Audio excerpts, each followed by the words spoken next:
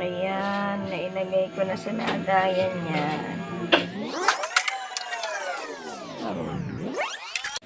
Ube. Ayan, masarap tong gawing ano. Gagawa ako ng halaya. Ayan, gagawin ko ang halaya. Ito na yung galing sa barlongan. Gagawin ko ngayong halaya. Ayan, kakalaga lang. Papalamigin ko lang ito bago ko balatan.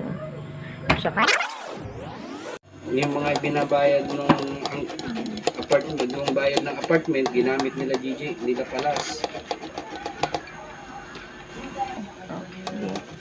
dahan-dahan lang para hindi manipis lang dapat para hindi siya makapal. Tingnan mo yung gawa ko.